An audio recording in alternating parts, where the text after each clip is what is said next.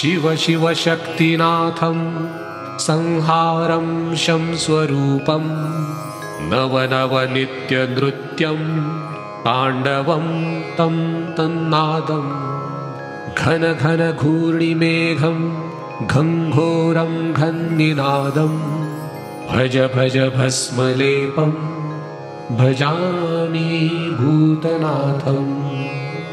कळकळकाळरूपं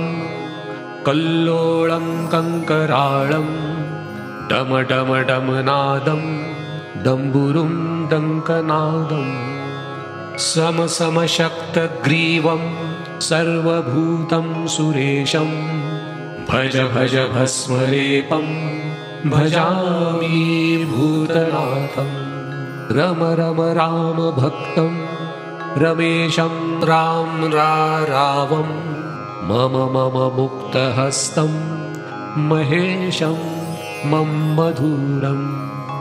बम बम ब्रह्मरूपं वामेशं बं विनाशं भज भज भस्मलेपं भजामि भूतनाथं हर हर हरिप्रियं त्रितापं हं संहारं खम खम क्षमाशीलं सपापं खं क्षमणं दग दग ध्यानमूर्तिं सगुणं धं धारणं भज भज भस्मलेपं भजामि भूतनाथं पम पम पापनाशं प्रज्वलं पं प्रकाशं गम गम गुह्यतत्त्वं गिरीशं गङ्गणानां दम दम दानहस्तं धुन्दरं दं दारुणं भज भज भस्मलेपं भजामि भूतनाथं गम गम गीतनाथं दुर्गमं गन्तव्यं टमटमरुण्डमालं टङ्कारं टङ्कनादं भम भम भ्रम भ्रमरं भैरवं क्षेत्रपालं भज भज भस्मलेपं भजामि भूतनाथं त्रिशूलधारी संहारकारी गिरिजानाथं ईश्वरं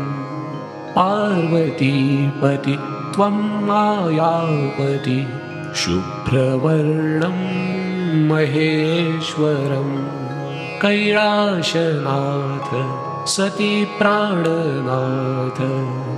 महाकालं कालेश्वरम् अर्धचन्द्रं शिरकिरीटं भूतनाथं शिवं